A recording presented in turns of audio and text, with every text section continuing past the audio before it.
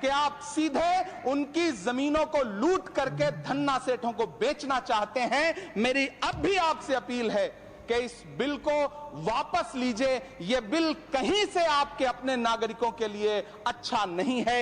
अस्सलाम वालेकुम to all viewers, कैसे हैं आप सब? मेरा नाम है जयमानी। अस्सलाम वालेकुम दोस्तों, कैसे हैं आप सब लोग? खैरियत से हैं? मेरा नाम है उस्मान कुरैशी। स्वागत हो गया आप सब लोग का हमारे चैनल पर। तो भाई आज की वीडियो बहुत ज़बरदस्त होने वाली है। भाई इमरान प्रताप गिरी साहब की वीडियो के ऊपर बहुत सारे लोग कह रहे थे कि यार लेकर आए वीडियो, तो फिर हमने कहा चले आज अब वीडियो स्टार्ट करते हैं और फिर आपके साथ इसका रिएक्शन। क्योंकि इस वीडियो के ऊपर बात हो रही है वक्फ बिल की। क्योंकि आपको पता है व्यूअर्स, वक्फ बिल एक ऐसी चीज़ है जिसके बारे में ना, जिसका एक कहते हैं ना कि एक्शन तो कर दिया है, लेकिन जो उसका क्या कहते हैं उसको, रिएक्शन, मुझे उर्दू की खास नहीं आती, मतलब रिएक्शन जो है ना वो बहुत खतरनाक होने वाला है। क्योंकि उसमें एक खानदानी दुश्मनी तो एक छोटा सा वर्ड है। आप व्यूअर्स ये देखें कि नस्लें ख़त्म करने वाली बात कर रहे हैं। मतलब क्या हिंदू की, क्या मतलब मुस्लिम की। डेफिनेटली अगर देखें वहाँ से तीर चलेगा तो मुस्लिम ख़त्म होंगे, मुस्लिम की तरफ से तीर चलेगा। तो ये एक जो बीजेपी है ना, आरएसएस बीजेपी जो है, ये सिर्फ और सिर्फ एक दहशत फैलाना चाह रही है, अपना रौब फैलाना। और कोई मकसद और है? मुझे ऐसा नहीं लगता कि वहाँ पे रहने वाले जो हिंदू हैं वो भी इस बिल की कोई इसको मतलब एक्सेप्ट करेंगे। हाँ। वहाँ के जो हिंदू हैं लोग वो भी ये कह रहे हैं कि यार हम इस बिल की जो मतलब एक सुनवाई है वो नहीं सुनना चाहती, क्योंकि ये बिल हमें भी मंजूर नहीं है। क्योंकि देखें, हम नहीं चाहते कि मुसलमानों की जायदाद छीनी जाए, मुसलमानों के साथ जुल्म किया जाए, मुसलमानों के साथ दंगे फसाद हो। इसी तरह व्यूअर्स अगर बात देखी जाए तो अब यहाँ पर मुस्लिम्स की देखा जाए तो मस्जिद है।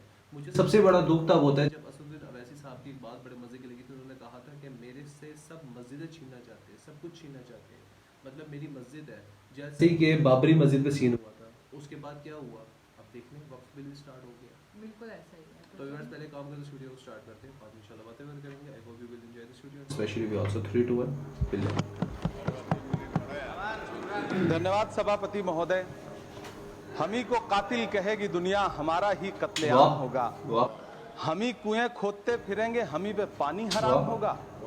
सभापति महोदय, सन 1947 में दिल्ली की जामा मस्जिद की तारीखी सीढ़ियों पर खड़े होकर के भारत रत्न मौलाना अबुल कलाम आजाद साहब ने कहा था कि मुसलमानों कहां जा रहे हो? ये देश तुम्हारा है, ये है तुम्हारा मुल्क, यहां तुम्हारे आबाओ अजदाद की कब्रें हैं। उस वक्त मौलाना आजाद की ये सदाएं सुन करके लोगों ने अपने सरों की गठरियां उतार करके रख दी थी। आज उसी दिल्ली में मौजूद देश की संसद में एक बिल आया है जो हमसे उसी जामा मस्जिद की सीढ़ियों के सबूत मांगेगा, जो उन्हीं सीढ़ियों के पास अपनी कब्र में सोए हुए मौलाना आजाद को फिर से कब्र से सदा देनी पड़ेगी कि ये जो कब्र है वो मेरी कब्र है, ये किसी सरकार की जागीर नहीं है।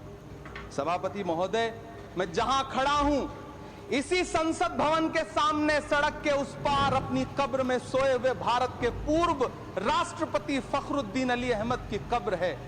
शायद अब उस कब्र से भी सदाएं आए कि ये कब्र मेरी कब्र है, ये सरकार की जागीर नहीं है। सभापति महोदय, मैं वक्फ कानूनों में किए जा रहे संविधान विरोधी बदलावों के खिलाफ बोलने के लिए खड़ा हुआ हूं। संविधान का आर्टिकल 14 हो, 29 हो, 30 हो, चीख चीख कर कहता है कि देश में सब बराबर के हकदार। आर्टिकल 26 कहता है कि सबको अपने अपने मजहबी कामों के लिए मंदिर, मस्जिद, गिरजाघर, गुरुद्वारों का निर्माण करने का हक है और उसका रखरखाव का भी हक है। लेकिन डॉक्टर बाबा साहब अंबेडकर के संविधान को हर दिन कुचलने वाली ये सरकार देश के मुसलमानों से नफरत में इतनी अंधी हो गई है कि खुलेआम देश की संसद में देश सरकार के माइनॉरिटी मिनिस्टर साहब और होम मिनिस्टर साहब झूठ बोलते हैं और देश को गुमराह करते हैं, झूठ शब्द असत्य बोलते हैं। सरकार ने इस बिल का नाम उम्मीद रखा है। मंत्री जी कल से इसे देश के मुसलमानों के लिए नई उम्मीद बता रहे हैं। नहीं मंत्री जी, न तो ये बिल मुसलमानों के लिए नई उम्मीद है और न ही उम्मीद की नई किरण। सभापति महोदय, भाजपा ने पूरे देश में वक्फ के नाम पर कई सारे झूठ फैलाए हैं। आइए आज उनकी सच्चाई पर बात करते हैं। वक्फ ट्रिब्यूनल को ऐसे बताया जाता है जैसे वक्फ ट्रिब्यूनल कोई मजहबी खाप पंचायत हो। सभापति महोदय, जबकि सच्चाई यह है कि वक्फ ट्रिब्यूनल भी तो सरकारी न्यायिक विभाग है, जिसमें सरकार द्वारा नियुक्त जज होते हैं, जिसमें प्रशासनिक अधिकारी होते हैं, कहीं ऊपर से थोड़ी आ गए। सभापति महोदय, देश के गृह मंत्री जी ने इसी सदन में कहा कि वक्फ ट्रिब्यूनल के फैसले के खिलाफ कोई कोर्ट नहीं जा सकता, जबकि सच यह है कि वक्फ एक्ट 1995 की धारा 83(9) के तहत हाई कोर्ट वक्फ ट्रिब्यूनल के फैसले की न सिर्फ समीक्षा कर सकता है बल्कि उसे बदल भी सकता है। सच तो यह है कि वक्फ बोर्ड खुद अपनी जमीनों के लिए कई सारी कोर्ट में मुकदमे लड़ रहा है। सभापति महोदय, दिल्ली की जिन 123 संपत्तियों को लेकर कल माइनॉरिटी मिनिस्टर, होम मिनिस्टर साहब और अभी आदरणीय नेता सदन बात कर रहे थे, आइए उनकी सच्चाइयों पे भी बात करते हैं। 1911 में जब अंग्रेजी हुकूमत ने कोलकाता के बजाय दिल्ली को राजधानी बनाने का फैसला किया, तो रायसीना हिल्स के चारों तरफ जो मुसलमानों की ढेर सारी जमीनें थी उनको एक्वायर किया गया और लुटियन को इसकी तामीर की जिम्मेदारी सौंपी गई। सेंट्रल विस्टा की तरह लुटियन जोन का मेगा प्लान तैयार हुआ, लेकिन उस वक्त के मुसलमानों ने उस वक्त की अंग्रेजी हुकूमत से अपनी इबादत गाहों को बचाने के लिए लड़ाई लड़ी। मामला ब्रिटिश गवर्नमेंट तक पहुंचा। तब यह तय हुआ कि वो जो धार्मिक स्थल हैं उन्हें जस का तस रहने दिया जाएगा। इंडिया गेट के बगल वाली मस्जिद हो, जाब्तागंज, सुनहरी बाग मस्जिद हो, पार्लियामेंट रोड वाली मस्जिद हो, ऐसी 123 संपत्तियों के मैनेजमेंट के लिए 1913 में मुसलमान वक्फ वैलिडेशन एक्ट बना और उसके बाद एक नया शहर बसाया गया जिसे लुटियंस जोन का नाम दिया गया। फिर 1943-45 के बीच एक और समझौता हुआ आजादी से पहले, उसके तहत काफी सारी वक्फ जायदादों को सुन्नी मजलिस औकाफ बनाकर उसके अंडर किया गया ताकि उसकी देखरेख की जा सके। गृह मंत्री जी 2 दिन से सदन में जो बात कह रहे हैं वो दरअसल 123 संपत्तियां उसी सुन्नी मजलिस औकाफ के तहत आती।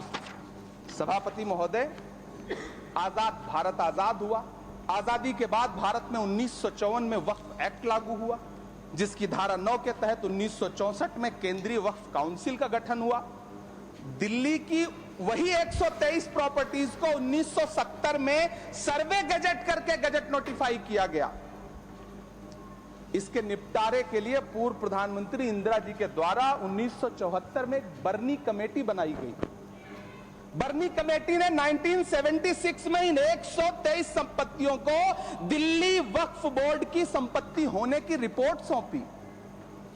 उस रिपोर्ट के आधार पर 1984 में कांग्रेस सरकार ने उन 123 प्रॉपर्टीज को दिल्ली वक्फ बोर्ड को सौंपने का फैसला किया, जिसके खिलाफ विश्व हिंदू परिषद कोर्ट गई।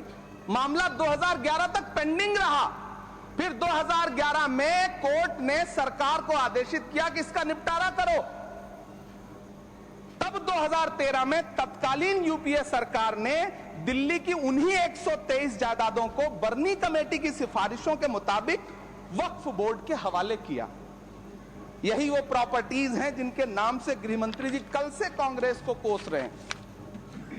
फिर आई 2014 में भाजपा की सरकार, जो तब से इन जमीनों को हड़पने की साजिश कर रही है। जिस बिल को मुसलमानों के हुकूक की हिफाजत करने वाला बिल बताया जा रहा है, उसी को पेश करने के लिए और उस पर बात करने के लिए लोकसभा में भाजपा सरकार के पास एक भी मुस्लिम सांसद नहीं है। जिस वक्त, मैं लोकसभा कह रहा हूं, सुना करिए, जिस वक्फ बिल को मुस्लिम महिलाओं को हक दिलाने वाला बताया जा रहा है, उसे संसद में पेश करने वाली पार्टी के पास न तो राज्यसभा में, न लोकसभा में, न देश की किसी विधानसभा में एक भी मुस्लिम महिला सदस्य नहीं। कल किरण रिजिजू जी कह रहे थे कि रेलवे की जमीनें देश की जमीनें हैं, डिफेंस की जमीनें देश की जमीनें हैं। हां मंत्री जी, हैं, बिल्कुल हैं। ये जो वक्फ की जमीनें हैं, ये हमारे पुरखों ने धार्मिक कामों के लिए डोनेट किया है, तो हम भी तो इसी देश के नागरिक हैं, हम भी तो इसी देश के बेटे हैं, तो वक्फ की जमीनें भी तो इसी देश की जमीनें हैं। उनको पराया क्यों बोलते हैं आप? सभापति महोदय, अशफाकुल्लाह खान जब फैजाबाद की जेल में फांसी के फंदे पर झूल रहे थे, तो इसी देश की जमीन के लिए झूल रहे थे ना। सभापति महोदय, अंडमान की जेल में काला पानी की सजा काटकर अपनी जान देने वाले मौलाना फजले हक खैराबादी हो या शेर खान अफरीदी हो, वो भी तो इसी जमीन के लिए अपनी जान दे रहे थे ना। सभापति महोदय, पाकिस्तान के खिलाफ लड़ते हुए अपनी जान देने वाले महावीर चक्र विजेता ब्रिगेडियर उस्मान हो या पाकिस्तान के पैटर्न टैंक उड़ाने वाला परमवीर चक्र विजेता वीर अब्दुल हमीद हो, वो भी तो इसी जमीन के लिए अपनी जान दे रहा था ना। और मंत्री जी, मैं इस सदन में अलग ऐलान ये कहता हूं कि जब भी इस देश की जमीन को लहू की जरूरत होगी, आपसे 2 कदम आगे इमरान खड़ा मिलेगा, ये मैं आपसे यकीन दिलाते हुए कह रहा हूं। सभापति महोदय, मैं सरकार से कहना चाहता हूं, हमसे हमारी इबादत गाहें तो मत छीनिए ना, हमारे घरों पे बुलडोजर तो मत चलाइए ना, हमारी कब्रों में तो हमें सुकून से सोने दीजिए ना। सभापति महोदय, माइनॉरिटी मिनिस्ट्री का बजट कट करके, मुस्लिम बच्चों की स्कॉलरशिप बंद करके अब सरकार कह रही है कि हम वक्फ की आमदनी से गरीब मुसलमानों का भला करेंगे। गुजरात की बेटी बिल्किस के बलात्कारियों की रिहाई के बाद उन्हें माला पहनाने वाली लोगों के नेता ये कह रहे हैं कि यह बिल मुस्लिम महिलाओं को उनका हक दिलाएगा। धन्यवाद मोदी जी, क्या बढ़िया सौगातें मोदी दे रहे हैं आप। पहले हमें गुजराते मोदी दिया, आप सौगाते मोदी दे रहे हैं। लेकिन यह सरकार इतना याद रखे कि इसी ठसक के साथ देश की संसद में सीए का कानून भी लाया गया था और कहा गया था बड़े बड़े भाषण दे करके कि पड़ोसी देशों से हिंदू भाइयों को ला करके यहां नागरिकता दी जाएगी। लेकिन मैं आपके संज्ञान में लाता हूं सर कि पिछले इतने दिनों में इनसे नागरिकता लेने के लिए 2000 व्यक्ति भी नहीं आए, जबकि इसके उलट इन्हीं की सरकार में पिछले 10 साल में 15 लाख से ज्यादा भारतीयों ने भारत की नागरिकता छोड़ करके दूसरे देश में जाकर के बस गए। यह हुआ उस कानून का अंजाम। सभापति महोदय, इसी तरह की जिद के साथ किसानों के खिलाफ भी कानून लाए गए थे। जिस तरह आज वक्फ के फायदे गिनाए जा रहे हैं, उसी तरह से किसानों को भी कृषि कानूनों के फायदे गिनाए गए थे। लेकिन अंजाम क्या हुआ? 700 किसानों की शहादत लेने के बाद सरकार को अन्नदाता किसानों के सामने घुटने टेकने पड़े और कृषि कानून वापस लेने पड़े। जिल्ले इलाही, जमहूरियत जो है वो नफरत और ठसक से नहीं चलती है, अकड़ से नहीं चलती है, उसमें सबकी हिस्सेदारी जरूरी है। कल देश के माइनॉरिटी मिनिस्टर ने लोकसभा में खड़े होकर एक शेर सुनाया था कि मुझसे कोई बदगुमान न हो, तो मैं उन्हें एक शेर सुनाना चाहता हूं कि मैं आज जद पे हूं तो इतना खुशगुमान न हो, मैं आज जद पे हूं तो इतना खुशगुमान न हो, चराग सबके बुझेंगे हवा किसी की नहीं। नीतीश कुमार जी हो, चंद्रबाबू नायडू जी हो, चिराग पासवान जी हो, जयंत चौधरी जी हो, देवे गौड़ा जी हो, जीतन राम मांझी जी हो, सबको समझना पड़ेगा कि जब जंगल में आग लगती है तो न वो बरगद बचते हैं जो हवा को आंधी में तब्दील करते हैं, न वो बांस बचते हैं जो आपसी रगड़ से चिंगारी पैदा करते हैं। सभापति महोदय, जब देश को मनमोहन सिंह साहब जैसा काबिल प्रधानमंत्री मिलता है तो देश को आरटीआई जैसा एक्ट मिलता है, सेज जैसा एक्ट मिलता है, मनरेगा जैसा एक्ट मिलता है, लिबरलाइजेशन मिलता है, राइट टू एजुकेशन मिलता है, नेशनल फूड सिक्योरिटी एक्ट मिलता है। लेकिन जब देश को सौगातें मोदी मिलती है तो क्या मिलता है? सीए मिलता है, फॉर्म्स लॉ मिलता है, आर्टिकल 370 मिलता है, इलेक्टोरल बॉन्ड जैसा एक्ट मिलता है और वक्फ अमेंडमेंट एक्ट जैसे बिल देश को मिलते हैं। मुझे तो अपने हमवतन भाइयों से पूछना है कि आपको अपने बच्चों की तरक्की, खुशहाली और नौकरी की दरकार है या फिर मुसलमानों की दान की गई जमीनों को लूट कर धन्ना सेठों को देने की साजिश करने वाले कानून की? सभापति महोदय, यह सरकार रात के 3 बजे तक पूरे देश को जगा करके संसद में अपने ही नागरिकों को नीचा दिखाने के लिए वक्फ बिल ला रही थी, तो उधर रात के 1:30 बजे अमेरिका हम पर 26% टैरिफ लगा रहा था। सरकार की प्राथमिकताएं देश को पता सभापति महोदय, मैं बहुत भावुक हूं आज, और मुझे अच्छा लगा कि आदरणीय नेता सदन जगत प्रकाश नड्डा जी ने बहुत अच्छी बातें भी की, मन से बातें की। क्योंकि उनके नाम में प्रकाश जुड़ा है तो मैं उनमें हमेशा एक रोशनी की किरण देखता हूं।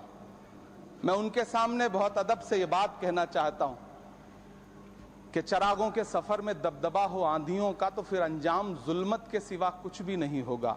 ये दुनिया नफरतों के आखिरी स्टेज पर है, इलाज इसका मोहब्बत के सिवा कुछ भी नहीं होगा। मैं भावुक हूं, मेरी पलकें गीली हैं।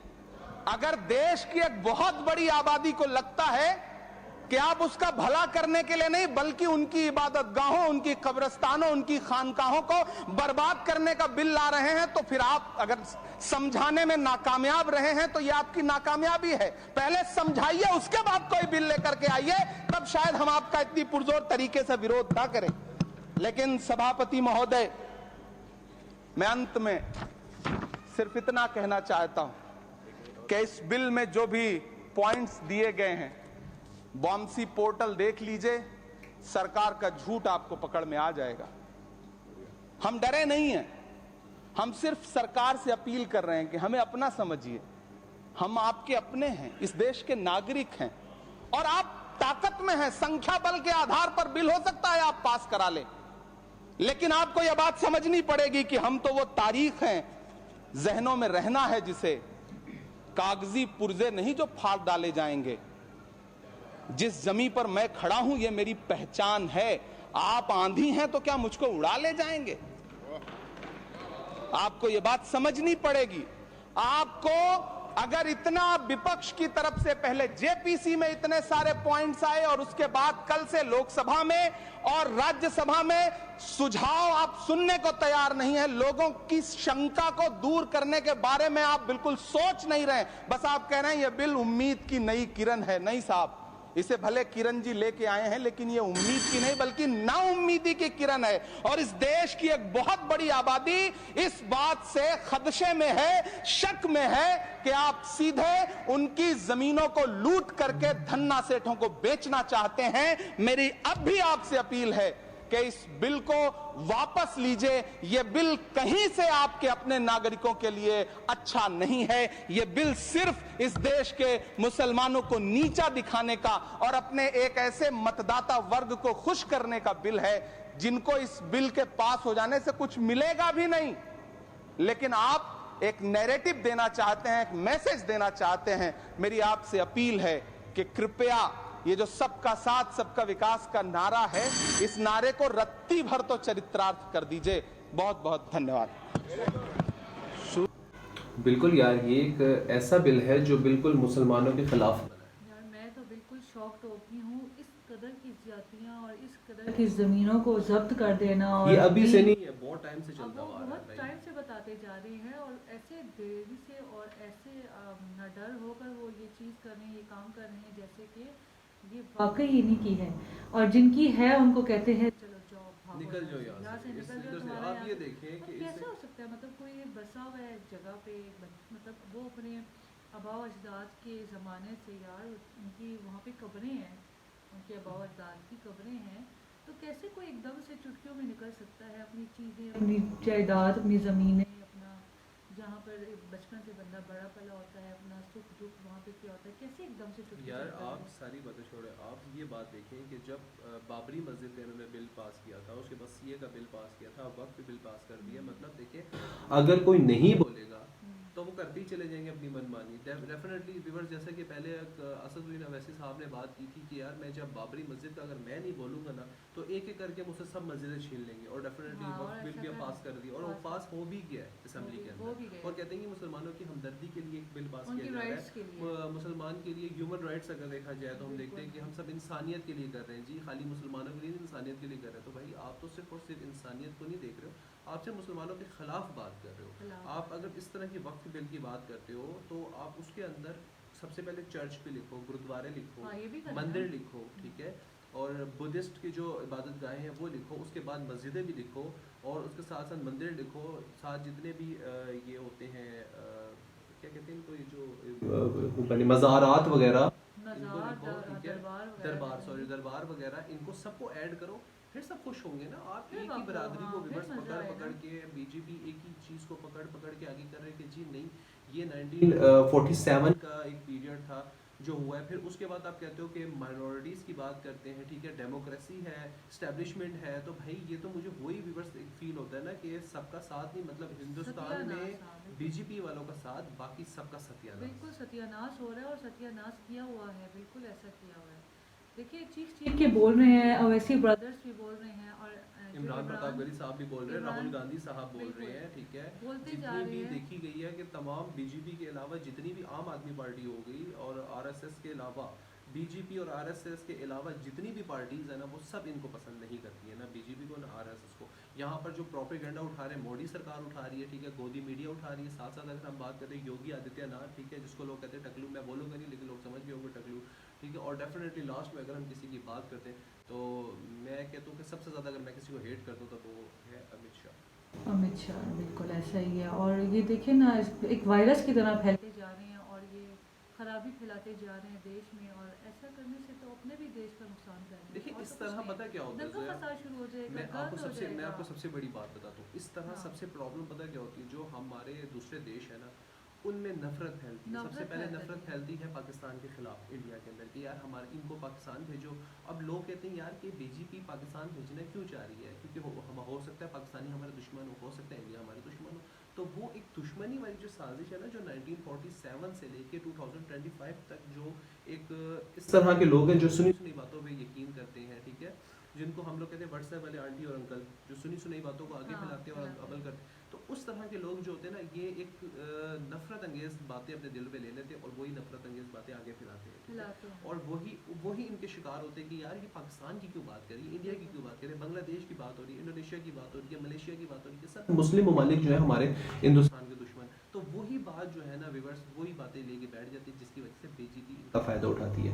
यही बात है, अगर आप ये करते हैं ना कि वक्त बिल करें मुसलमानों के खिलाफ, इधर से चले जाओ, तो जो लोग सुनने वाले हैं ना, वो यही बात सोचेंगे यार कि हो सकता है पाकिस्तान हमारा दुश्मन हो सकता है इंडिया दुश्मन हो सकता है ये आपस की बातें बांग्लादेश दुश्मन मतलब हो, वही ना। जिसकी वजह से वो सारा प्रोपेगेंडा जो है ना वो मजीद बढ़ता जाता है और बढ़ता दंगे जा रहा है। फसाद की तरफ चला जाता है। वहाँ पे प्रॉब्लम क्या होती है जी, हिंदू मुस्लिम के साथ जो चल रहा है सिस्टम। और आप ये देखेंगे दिल्ली में, मुंबई में, कहीं भी रमज़ान होता है तो हिंदू ज़्यादा सपोर्ट करते हैं बाकी बिल्कुल ऐसा मुसलमानों है। को। और मुझे नहीं लगता कि कोई भी बीजेपी वाली सोच रखता है। और रमज़ान की रिस्पेक्ट करते हैं आई बाकायदा। डोंट हैव रियली आइडिया कि कौन बीजेपी को सपोर्ट कर रहा है और कौन कौन कर रहे हैं, बीजेपी और के साथ कौन चल वो रहा है। होता है ना, मूवीज़ में भी अक्सर दिखाया होता है कि मतलब छोटा सा उनका अपना ही बंदा होता है, और नॉर्मल बंदों में घुस जाता है और बुराइयां करने शुरू करता है, तो साथ पूरा जो है पूरा ना क्राउड गैंग जो है उनके वो साथ भी, चल पड़ता है। पूरा क्राउड जो है वो भी बुराइयां करना शुरू करता है, और वो पूरे क्राउड को भड़का के इस कदर भड़काया होता है कि यकीन जाने लगता है कि पूरी मतलब पूरा देश ही दुश्मन है पाकिस्तान का। असदुद्दीन अवैसी पूरा साहब ने देश ना, दुश्मन नहीं है पाकिस्तान का, कुछ ऐसे बंदे हैं जो दुश्मन सिर्फ बने हुए बीजेपी हैं। के लोग हैं, बाकी तो सब BJP लोग के चाहते हैं कि यार हम पाकिस्तान नहीं आना है। चाहते हैं। मैं एक बात कहना चाहता हूँ, असदुद्दीन अवैसी साहब ने ना बिल फाड़ा था, गलती की थी, उनको बिल वाले को फाड़ देना चाहिए था जिस बंदे ने बिल को मेक किया है, बनाया है, सोचा है। सो बस मिलते हैं नेक्स्ट वीडियो में। मैं बहुत कर रही हूँ हम दोनों के बीच जस्ट आपकी क्या राय है, कमेंट में बताइएगा। अल्लाह हाफिज़।